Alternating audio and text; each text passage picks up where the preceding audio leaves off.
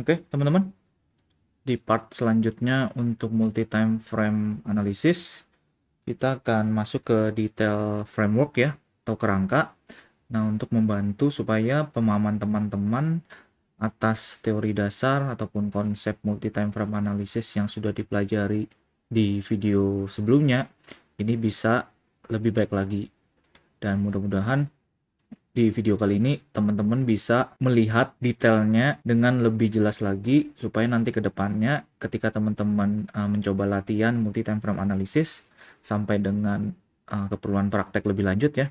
Nah, teman-teman bisa benar-benar memiliki pemahaman yang sedalam mungkin.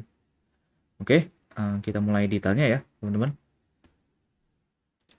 Nah, sama seperti yang kita mulai di video sebelumnya, untuk membantu pemahaman multi-time frame analysis, di bagian pertama kita akan masuk ke multi-time frame market structure ya. Nah, kita mulai dengan what we know so far, apa yang sudah teman-teman pelajari sejauh ini. Nah, jadi seperti yang teman-teman lihat di framework atau kerangka di sini ya. Nah, untuk sekilas dulu, teman-teman bisa pelajari untuk legend dari beberapa icon penggambaran yang ada di kerangka. Jadi untuk bullet icon warna biru saya pergunakan untuk menunjukkan external structure. Untuk bullet icon warna abu-abu ini untuk internal structure ya, seperti yang teman-teman sudah pelajari di advanced market structure sebelumnya. Kemudian untuk kurva dengan solid line ini untuk menunjukkan strong high dan low. Sementara untuk kurva dengan dash line ini untuk menunjukkan weak high atau low di market structure. Nah, kemudian nanti di framework juga teman-teman nanti bisa lihat ada yang di marking sebagai impulsive move, ini untuk menunjukkan nature teori atau karakteristik dari pergerakan harga ya. Nah, ini yang nanti kita kenal juga dengan istilah lain sebagai continuation lag. Jadi di dalam trending market structure, semua pergerakan impulsif move yang searah dengan overall market structure-nya atau overall bias-nya, nah itu yang kita namakan sebagai continuation lag.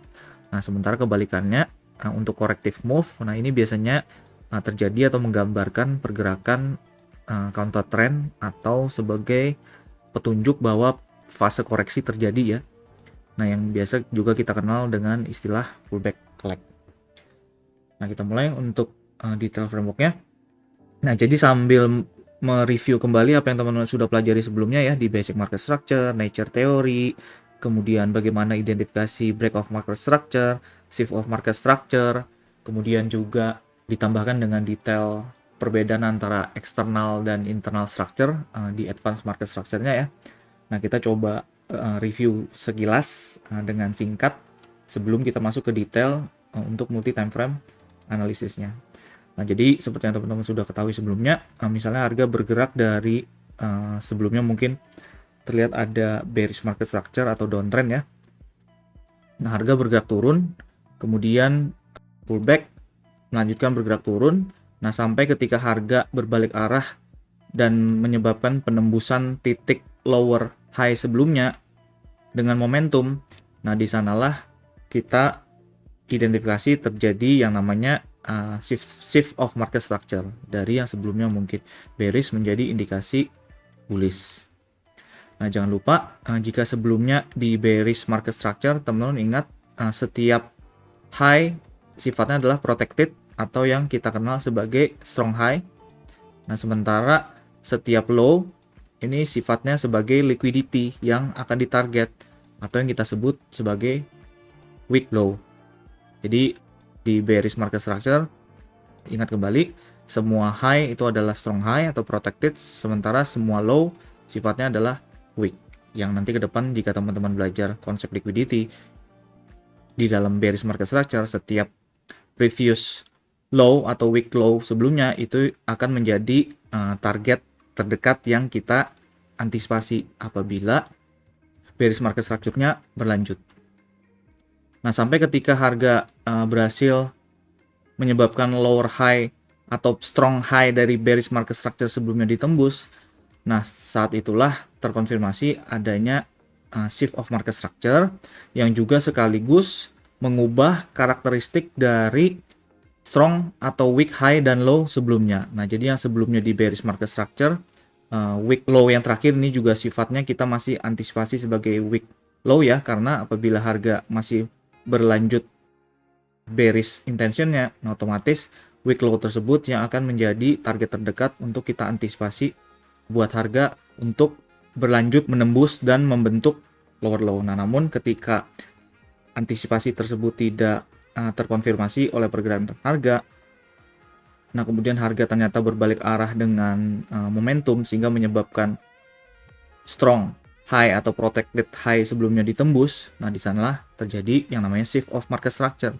Nah, jangan lupa ingat teman-teman, ketika kita mengidentifikasi valid atau tidaknya sebuah break of structure atau BOS, nah kita ingin melihat bagaimana seberapa kuat komitmen harga ketika mencoba menembus dan close di luar structural point yang ditembus tersebut.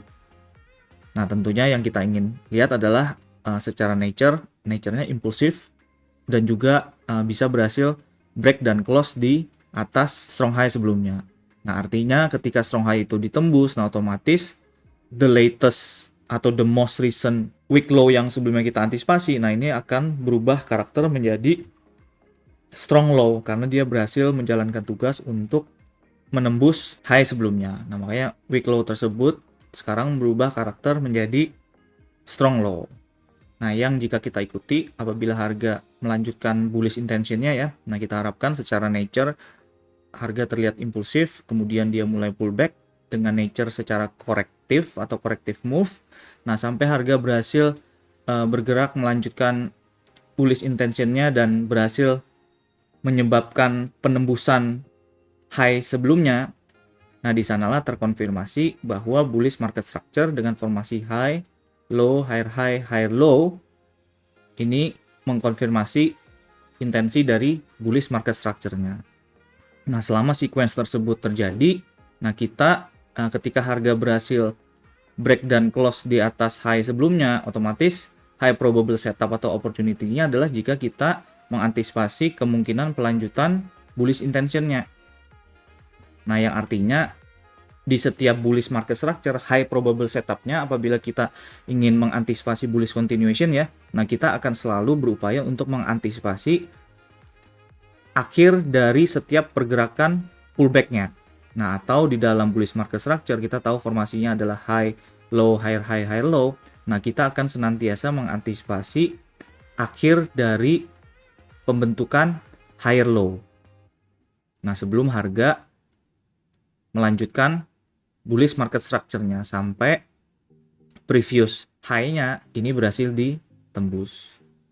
Nah, jangan lupa ketika harga sudah berubah karakter dari bearish menjadi bullish market structure, di bullish market structure setiap low ini kita antisipasi sebagai strong low atau protected low. Nah, sementara setiap high ini akan menjadi weak high atau yang akan menjadi target likuiditas terdekat ketika kita berhasil mencari dan mendapatkan peluang bullish continuation, misalnya peluang buy atau going long di akhir pergerakan pullback, nah dengan target terdekat di previous atau week high sebelumnya. Nah, selama sequence itu berlanjut, jangan lupa dikonfirmasi dengan nature theory ya. Di setiap pembentukan continuation leg kita harapkan secara karakter momentumnya terlihat impulsif, dan setiap pullback leg secara karakter nature-nya adalah korektif.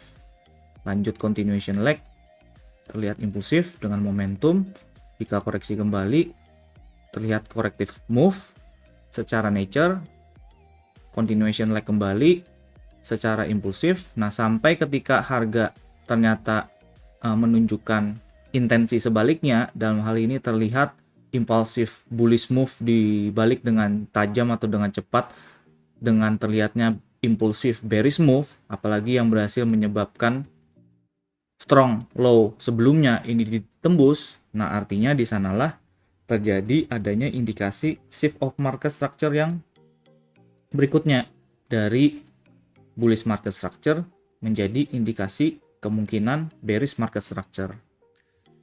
Nah, jangan lupa sama seperti sebelumnya, kita ingin melihat adanya komitmen yang kuat di balik penembusan suatu structural point atau break of structure.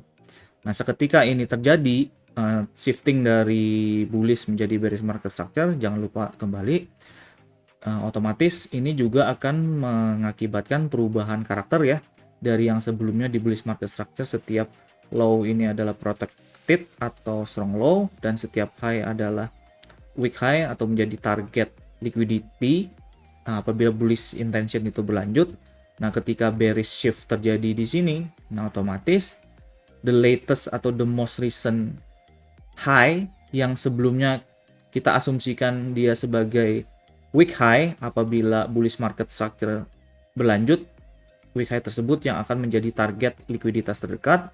Namun dalam hal ini ternyata harga malah balik arah, menyebabkan previous low atau higher low-nya ditembus dengan impulsif. Nah, maka weak high sebelumnya berubah karakter menjadi strong high atau protected high karena high tersebut berhasil menyebabkan terjadinya penembusan previous low. Nah, yang apabila bearish intention secara impulsif tadi diikuti dengan pergerakan pullback yang secara nature korektif, nah jangan lupa kita bisa antisipasi kemungkinan pelanjutan bearish intention. Nah, selama sequence impulsif, korektif berlanjut. Dan secara struktur mulai terlihat perubahan karakter. Di bearish market structure, otomatis setiap high diantisipasi sebagai protected high atau strong high, dan setiap low ini sebagai weak low yang menjadi target likuiditas terdekat ketika kita mengambil posisi atau peluang bearish continuation, posisi sell atau short. Nah, target terdekat yang kita antisipasi untuk harga berlanjut bearish intention adalah penembusan low atau weak low sebelumnya. Oke. Nah, jangan lupa teman-teman ingat kembali untuk identifikasi major atau external market structure kita bisa pergunakan aturan pullback structure dengan minimum 4 counter trend pullback, yang apabila teman-teman dapati di suatu pergerakan harga terlihat ada struktur pullback yang tidak memenuhi aturan 4 counter trend pullback tersebut, nah disitulah kita bisa identifikasi adanya struktur internal, atau dalam contoh ini ketika breakout structure terjadi dan harga pullback tidak memenuhi minimum 4 counter trend pullback. Nah, di sana kita identifikasi sebagai minor structure. Nah, salah satu internal structure yang sudah kita pelajari ya. Yang satunya lagi substructure, di mana substructure terlihat atau teridentifikasi selama struktur tersebut merupakan bagian dari corrective move atau formasi koreksi dari struktur yang lebih besar. Misalnya bagian dari external structure, ataupun misalnya di dalam minor structure, di sana juga ada struktur yang lebih kecil yang merupakan fase pergerakan pullback dari minor structure low dan high-nya. Itu yang kita kenal sebelumnya dengan substructure. Oke, teman-teman. Nah, ini yang what we know so far ya. Jadi basic market structure, advanced market structure, bagaimana identifikasi breakout structure yang valid, di mana shift of market structure terjadi, bagaimana karakter atau nature teori dari setiap pergerakan harga, impulsif atau korektif. Nah, yang mana semuanya itu kita pelajari dalam konteks untuk pendekatan single time frame analysis. Nah, jangan lupa seperti yang teman-teman sudah pelajari di video sebelumnya, untuk masuk ke multi time frame market analysis atau multi time frame market structure, nah teman-teman bisa terapkan semua pemahaman serupa dari komponen-komponennya tadi. Kita masuk ke multi time frame market structure. Oke, teman-teman, kita lanjut untuk membantu pemahaman teman-teman tentang yang namanya fractal nature ya, yang merupakan bagian dari multi time frame analysis. Nah, ini ada salah satu hint yang teman-teman bisa pergunakan untuk membantu atau mempermudah pemahaman ya. Nah, jadi teman-teman ingat yang namanya higher time frame lag ini most times atau seringkali akan merupakan lower time frame trend. Nah, maksudnya seperti apa? Nah, kita lihat kerangka atau framework berikut ya. Nah, sama seperti sebelumnya, untuk mempermudah pembelajaran framework berikut, nah teman-teman bisa lihat legend untuk drawingnya dulu. Nah, untuk semua struktur pergerakan harga dengan solid line yang warna putih tebal ya. Nah, ini untuk menggambarkan higher time frame structure kita. Nah, kemudian untuk yang solid line dengan warna biru muda dengan ketebalan yang sedikit lebih tipis, ini kita pergunakan sebagai lower time frame structure. Nah, dalam hal ini kita tidak bedakan higher time frame, middle time frame, dan lower time frame. Nah, untuk membantu mempermudah pemahaman dulu, kita hanya menggunakan dua kategori, time frame yang lebih besar dan time frame yang lebih kecil. Nah, kemudian untuk identifikasi strong high dan low, dalam hal ini fokus untuk yang higher time frame, legendnya sama seperti sebelumnya ya, kurva yang solid line untuk strong high atau low, sementara untuk kurva dengan dash line ini untuk weak high dan weak low. Kita mulai. Nah, kita berangkat dari framework yang sebelah kiri dulu. Nah, ini untuk pergerakan harga dengan dash dengan solid line putih tebal, ini untuk menggambarkan overview kita atas struktur di higher time frame. Nah, which is ketika kita melihat higher time frame kita, strukturnya ini di dalam suatu trend, misalnya bullish market structure ya, otomatis seperti yang sebelumnya sudah kita pelajari, bullish market structure teridentifikasi ketika kita bisa identifikasi adanya struktur pergerakan harga di mana berhasil membentuk formasi high, low, higher high, dan higher low. Nah, selama sequence itu berlanjut, nah otomatis yang namanya higher time frame bullish trend atau bullish market structure ini masih berlanjut atau masih valid. Nah, jangan lupa yang sebelumnya kita pelajari, setiap pergerakan impulsif searah dengan bias atau overall market structure yang ada. Nah, secara nature kita harapkan ini adalah pergerakan secara impulsif. Nah, sementara semua pergerakan counter trend atau melawan arah atau bias dari overall market structure yang ada, nah itu yang kita sebut sebagai pergerakan korektif, yang otomatis secara karakter atau secara nature teori kita ingin melihat adanya pergerakan yang korektif atau corrective move. Nah, untuk istilah yang lain, nah teman-teman ingat, semua pergerakan impulsif searah dengan overall market structure itulah yang kita sebut sebagai continuation lag. Nah, sementara untuk setiap pergerakan koreksi atau korektif yang sifatnya counter trend atau melawan arah dari overall bias atau overall market structure yang ada, nah itulah yang kita sebut sebagai pullback lag. Nah, makanya yang kita identifikasi sebagai trend atau semua market structure, apakah itu bullish market structure atau bearish market structure, karena komposisinya terdiri dari yang namanya continuation lag diikuti dengan pullback lag, continuation lag diikuti dengan pullback lag, continuation lag, kita antisipasi untuk kemungkinan pullback lag-nya kembali sebelum continuation lag berikutnya terkonfirmasi. Nah, jadi teman-teman bisa asumsikan setiap continuation move dan juga pullback move di higher time frame kita bisa analogikan sebagai setiap leg atau kaki dari pergerakan market structure atau trend tersebut. Nah, yang teman-teman bisa ingat kembali, semua higher time frame leg, apakah itu continuation leg ataupun pullback leg, apakah itu impulsive move-nya di higher time frame ataupun corrective move-nya di higher time frame trend, kita bisa pahami apabila kita zoom in ke lower time frame, most likely di time frame yang lebih kecil akan bisa terlihat trend dengan skala yang tentunya juga lebih kecil. Nah, makanya apabila teman-teman zoom in ya dari framework higher time frame di sebelah kiri ke detail price action di lower time frame yang sebelah kanan misalnya, nah ketika kita melihat pergerakan impulsif atau continuation lag di higher time frame, nah bisa saja di lower time frame kita bisa melihat detail pergerakan harga yang secara perspektifnya lower time frame ternyata bergerak dalam suatu trend dengan skala yang lebih kecil, which is dalam continuation leg-nya higher time frame. Nah, di sana juga terlihat bahwa harga bergerak di dalam formasi yang sama, high, low, higher high, low, higher high. Kita bisa identifikasi adanya bullish trend atau bullish market structure di lower time frame yang juga berada di dalam salah satu leg-nya dari higher time frame, yang dalam hal ini kita masih identifikasi di continuation leg higher time frame ya.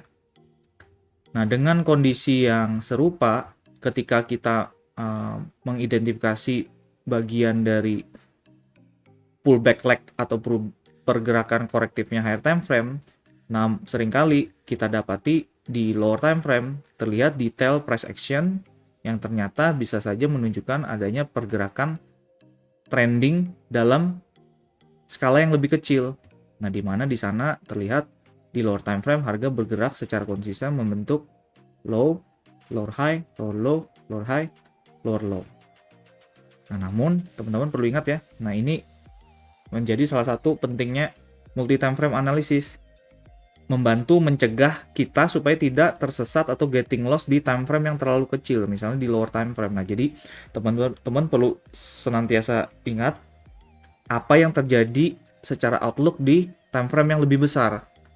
Nah, di mana di contoh ini kita tahu secara higher time frame-nya adalah bullish market structure ya, atau uptrend. Nah, walaupun di satu kondisi atau di suatu waktu kita melihat di lower time frame-nya terlihat harga bergerak dalam bearish trend atau bearish market structure. Nah, jangan lupa tentang outlook atau overall bias yang kita sudah identifikasi di higher time frame. Nah, jadi bisa saja memang di lower time frame kita ikuti momentum untuk bearishnya dulu, selama harga masih berada di lokasi atau posisi di mana kemungkinan higher time frame pullback ini masih cukup tinggi terjadi. Nah, sampai mana? Sampai ke area-area tertentu yang mungkin secara higher time frame kita identifikasi di mana misalnya di sana ada terjadi break of structure. Kemudian kita bisa identifikasi ada area-area demand zone higher time frame yang menjadi perhatian di titik ekstrim ataupun misalnya di titik decisional yang nanti ke depan kita pelajari di supply demand identification. Nah, selama harga masih berada di lokasi tertentu di mana kemungkinan pullback-nya higher time frame ini masih cukup tinggi, nah di sana kita bisa saja mengikuti momentum counter trend dengan mengikuti bearish order flow atau bearish momentum atau bearish market structure yang ditunjukkan di lower time frame-nya tadi. Nah, tapi jangan lupa karena kita tahu itu merupakan bagian dari pullback leg-nya si higher time frame, nah otomatis kita bisa menggunakan style trade management yang lebih agresif dan juga penentuan target yang reasonable. Nah, karena kita tahu secara higher time frame trennya masih bullish ya. Jadi agak kurang make sense kalau misalnya kita ngambil posisi sell atau short mengikuti bearish market structure lower time frame, kemudian targetnya ke previous low-nya higher time frame. Nah, kenapa agak kurang make sense? Karena ingat teman-teman, di bullish market structure ketika kita kembali ke konsep strong high dan weak high atau strong low dan weak low. Nah, ingat di yang namanya higher time frame bullish market structure, otomatis setiap low ini kita antisipasi sebagai strong low atau protected low.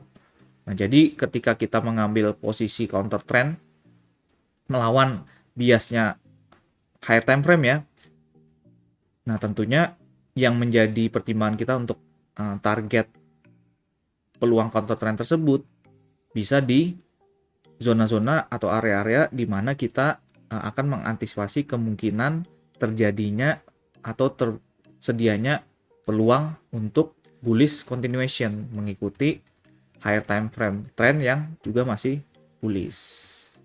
Nah, jadi walaupun di lower time frame-nya terlihat downtrend, nah bisa saja nih dengan seketika harga bisa berbalik arah dengan drastis ya, karena secara higher time frame trendnya ini masih bullish atau uptrend.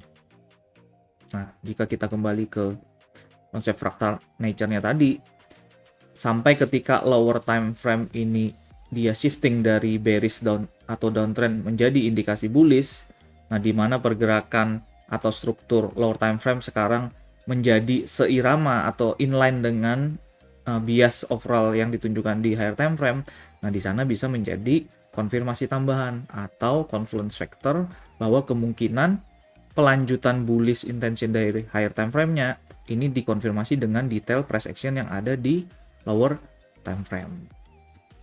Nah, makanya ketika continuation leg dari higher time frame berlanjut, nah kita bisa ikuti juga tren dengan skala yang lebih kecil di time frame yang lebih kecil atau lower time frame. Nah, jadi setiap breakout structure kita bisa identifikasi di mana area demand yang high probable untuk mengikuti bullish intention-nya ya. Nah, dengan antisipasi kemungkinan pelanjutan higher time frame trend untuk pergerakan harga yang lebih tinggi. Nanti kita bahas untuk anticipation of next move di konten berikutnya. Nah, ini kita fokus di fractal nature-nya dulu ya, teman-teman. Nah, jadi ingat setiap continuation leg seringkali di lower time frame kita bisa melihat struktur yang juga trending yang otomatis searah dengan bias higher time frame-nya. Nah, sementara untuk setiap pullback leg kita juga seringkali bisa melihat bahwa struktur di lower time frame ini bisa saja dia bergerak dalam trending market atau struktur dengan skala yang lebih kecil, yang jika itu merupakan bagian dari pullback leg-nya si higher time frame di bullish market structure. Nah, artinya lower time frame trend tersebut sifatnya adalah bearish atau downtrend. Nah, sekali lagi, selama harga berada di lokasi di mana kita bisa antisipasi kemungkinan pullback higher time frame ini masih cukup tinggi terjadi, nah kita bisa ikuti momentum counter trendnya dulu sampai ke area-area tertentu, misalnya break of market structure higher time frame di sana, kemudian kita bisa identifikasi ada demand zone di titik ekstrim sama mungkin di decisional ya. Nah, kita bisa target di area-area tersebut sebelum kita antisipasi kemungkinan harga bakal berbalik arah di lower time frame trend dari bearish menjadi bullish. Nah, untuk kemudian kita ganti arah mencari peluang buy atau long sesuai dengan bullish market structure-nya higher time frame tadi. Oke, teman-teman. Ini konsep dari fractal nature. Nah, jika kita bawa selangkah lebih detail, nah dengan konsep yang sama, jika sebelumnya kita hanya menggunakan higher time frame dan lower time frame ya, nah ketika ini kita terapkan dengan 3 kategori time frame yang sudah kita pelajari di konten sebelumnya. Nah, di sini legendnya kita tambahkan adanya dotted line atau garis putus-putus titik-titik ya dengan warna orange atau jingga. Nah, untuk menunjukkan struktur dari lower time frame atau lower time frame structure. Nah, sama seperti sebelumnya untuk memahami konsep fractal nature, ingat semua leg yang teridentifikasi di time frame yang lebih besar, dalam hal ini higher time frame ya, bisa jadi merupakan struktur trend dengan skala yang lebih kecil di middle time frame-nya atau MTF. Nah, dengan pemahaman yang serupa atas fractal nature, untuk setiap leg yang terlihat di middle time frame kita, seringkali itu akan merupakan struktur trend dengan skala yang lebih kecil di lower time frame kita. Nah, jadi apabila teman-teman lihat framework yang di sini ya, nah, sama seperti contoh sebelumnya, untuk yang solid line tebal dengan warna putih ini untuk menunjukkan bahwa higher time frame kita ini masih berada dalam bullish market structure atau bullish trend ya, atau uptrend.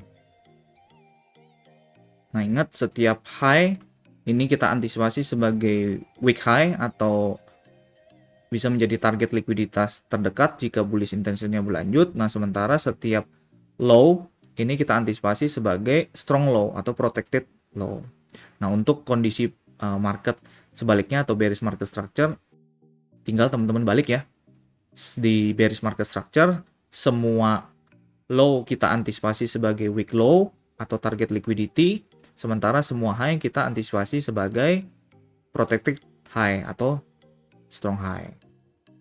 Nah, jangan lupa di setiap continuation leg, pullback leg, continuation leg, pullback leg-nya higher time frame, jika kita zoom in ke middle time frame kita, misalnya M15 ya, nah kita bisa lihat di sana harga bisa saja menunjukkan adanya trending structure dengan skala yang lebih kecil. Nah, di mana di continuation leg-nya higher time frame bisa saja kita juga melihat adanya bullish market structure-nya dari middle time frame. Nah, di mana di sana kita bisa zoom in dan cari peluang-peluang continuation yang lebih kecil ya. Nah, tanpa harus menunggu sampai area perhatiannya higher time frame terbentuk. Nah, kita bisa ikuti struktur dengan skala yang lebih kecil di middle time frame kita. Nah, selama kita paham bagaimana bias overall dari higher time frame kita. Nah, termasuk juga ketika misalnya middle time frame kita atau M15 ternyata dia shifting dari sebelumnya bullish menjadi bearish ya. Nah, di saat itulah ketika break of market structure atau shiftingnya menjadi bearish teridentifikasi, nah kita bisa mulai cari peluang counter trend sell atau short dengan konsep yang serupa kita terapkan di middle time frame kita. Break of structure-nya di mana, shiftingnya misalnya di mana, area atau zona-zona supply untuk peluang counter trend-nya di mana. Nah, kita bisa manfaatkan dulu, ambil peluang sell atau short sampai mana? Sampai area-area di mana kemungkinan bullish intention dari higher time frame kita. Nah, harga sudah kembali ke area-area tersebut. Nah, sebelum kita antisipasi kemungkinan bisa saja dalam waktu dekat yang tadinya struktur M15-nya sedang dalam kondisi bearish, nah seketika ini bisa saja kembali shifting menjadi bullish market structure. Nah, yang artinya ketika itu terjadi ya, nah ketika middle time frame kita ini shifting dari bearish menjadi bullish, apalagi kita tahu shifting tersebut terjadi di akhir dari pullback leg-nya higher time frame. Nah, ini menjadi salah satu kondisi di mana the highest probable setup untuk pro trend atau following the trendnya higher time frame, nah ini sangat tinggi. Nah, jadi artinya ketika kita tahu M15 dia shifting dari bearish menjadi bullish dan itu terjadi di akhir pullback-nya higher time frame trend, nah di sana kita bisa antisipasi kemungkinan pelanjutan bullish continuation dengan capaian yang bisa jauh lebih tinggi. Nah, jadi misalnya di M15 kita identifikasi kita dapat peluang buy atau long di decisional demand ataupun bisa di extreme demand ya. Kalau kita udah masuk ke supply demand identification nanti, nah di mana ketika kita mengikuti trennya MTF atau M15, otomatis target terdekat kita adalah week high-nya dari M15. Nah, tetapi karena kita tahu secara higher time frame trend dan lokasi harga terkini berada di transisi awal dari akhir pullback leg-nya higher time frame, nah kita bisa saja menggunakan target yang dengan capaian yang jauh lebih tinggi. Nah, which is kita bisa target week high-nya dari higher time frame kita atau H4. Nah, jadi kita going long atau buy di sana, target terdekat misalnya di week high-nya M15, target berikutnya bisa di week high-nya H4. Yang bisa saja mungkin kita kombinasikan dengan trade management ya. Kita take profit di beberapa area atau level likuiditas tersebut dengan pemahaman market structure kita. Nah, mungkin sisanya kita trailing mengikuti momentum yang ada. Siapa tahu ternyata baik itu M15 atau MTF kita dan juga H4 atau HTF kita ini akan terus berlanjut bullish secara konsisten membentuk higher high, higher low, higher high, high low. Nah, which is jika kita manage dengan mengikuti struktur yang lebih kecil misalnya M15 atau M5, nah bisa saja kita mengoptimalkan return kita. Sebagian kita take profit di area-area week high tersebut, nah sisanya bisa saja kita bisa dapat tambahan return, bisa sampai titik tertinggi sebelum harga misalnya berbalik arah dan mulai pullback leg berikutnya. Nah, makanya penting ya pemahaman tentang multi time frame analysis. Nah, jika MTF atau M15-nya masih melanjutkan higher high, high low dan bullish market structure-nya berlanjut, nah kita bisa terus ikuti momentumnya karena kita tahu kedua higher time frame dan middle time frame kita masih bullish. Nah, sampai kapan? Nah, sampai ketika misalnya MTF-nya ternyata terlihat ada bearish shift ya dengan momentum. Nah, sejak itu terjadi, kita bisa aja cari peluang counter trend lagi, sell atau short dengan target terdekat kemana? Ke area-area likuiditas atau supply demand zone dari higher time frame. Nah, jadi dengan pemahaman fractal nature, higher time frame turun ke middle time frame, kita bisa secara fleksibel menyesuaikan waktu kita ya ketika kita lihat atau analisa chart saat itu, nah kita tinggal lihat lokasi harga di mana. Apakah saat itu ada peluang bullish continuation dengan memanfaatkan area-area middle time frame searah dengan higher time frame, atau mungkin saat itu kita sedang melihat harga di dalam fase pullback leg-nya high time frame. Nah, di mana MTF atau M15 kita malah sedang menyediakan peluang counter trend sell atau short. Nah, jadi kita bisa secara fleksibel menyesuaikan diri dan waktu untuk mencari peluang terdekat. Nah, ketika kita sudah memahami narasi atau perspektif apa yang terjadi di high time frame dan middle time frame ya, nah jangan lupa kondisi yang sama ini kita bisa terapkan juga ketika kita zoom in ke lower time frame. Nah, jadi sama jika kita bawa lebih lanjut, kita fokus atau zoom in untuk continuation leg yang terakhir ya dari higher time frame. Nah, jadi teman-teman jika lihat impulsif atau continuation leg high time frame dengan solid line warna putih tebal, nah itu kita zoom in ke sebelah kanan nih. Teman-teman lihat. Ini jadi solid line yang warna putih tebal ini untuk menggambarkan pergerakan impulsif atau continuation leg terakhir dari higher time frame ya. Nah, di sana juga kita bawa struktur bullishnya MTF atau M15 dengan detail yang lebih besar di sini. Nah, kita one step further, ingat yang namanya middle time frame leg, most time atau seringkali itu akan merupakan struktur trend dengan skala yang lebih kecil di lower time frame-nya. Nah, makanya di setiap continuation leg dan pullback leg, continuation leg dan pullback leg, continuation leg dan pullback leg-nya middle time frame, nah juga kita bisa lihat di time frame yang lebih kecil atau lower time frame misalnya M1 atau M5. Nah, seringkali harga juga bergerak di dalam struktur trend terpisah dengan skala yang lebih kecil. Nah, di mana bisa saja walaupun higher time frame-nya atau H4-nya bullish, M15-nya juga lagi di impulsive leg atau continuation leg. Nah, M1 atau M5-nya juga kita bisa dapatkan formasi yang sama, high, low, high low, high low.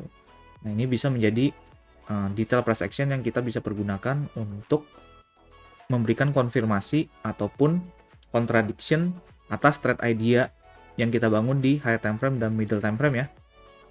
Nah, sebagai contoh misalnya jangan lupa di lower time frame ini perubahan strukturnya akan otomatis frekuensinya akan lebih tinggi karena kecenderungan noise-nya lebih banyak. Nah, namun ketika kita misalnya mendapatkan di sini ya M15 dia sudah shifting dari bearish menjadi bullish dan kita tahu shifting itu terjadi di akhir pullback leg-nya H4. Nah, ketika M15 sudah bullish shift, nah kita bisa identifikasi misalnya ada area demand M15 di ekstrim maupun misalnya di decisional ya, atau mungkin dengan tambahan bantuan refinement di M5 kita juga bisa identifikasi ada hidden demand zone di mana harga bereaksi lebih awal di sana sebelum melanjutkan bullish intention dari skala yang lebih besar. Nah, ketika harga masuk ke area-area tersebut, nah kita bisa pergunakan pengetahuan kita tentang fractal nature di lower time frame untuk meningkatkan probabilitas kita di pasar.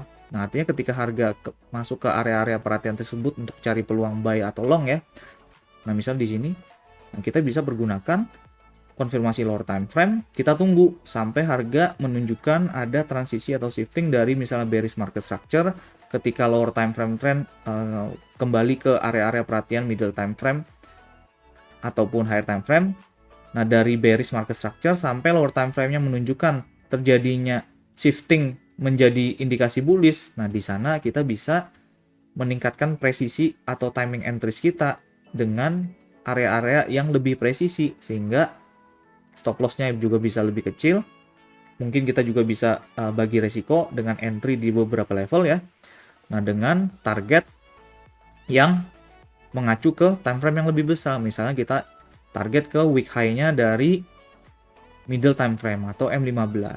Nah, kita take partial di sana, sisanya kita trailing sampai mana? Sampai kita target ke week high dari higher time frame structure-nya. Nah, karena kita tahu secara struktur besar nah ini masih bullish. Nah, dengan cara inilah kita bisa menggunakan multi time frame analysis untuk membantu mengoptimalkan return dan sekaligus meningkatkan probabilitas kita di pasar. Oke, teman-teman. Nah, konsep ini berlaku serupa untuk semua time frame ya.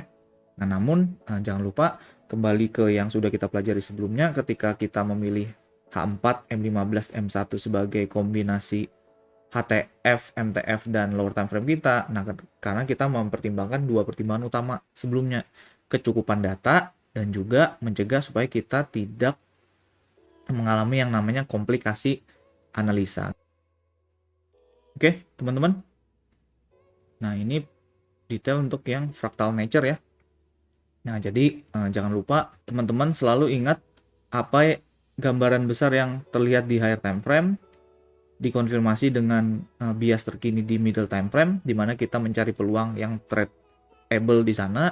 Nah, kita konfirmasi dengan price actionnya dan struktur di lower time frame untuk meningkatkan presisi dari timing entries kita.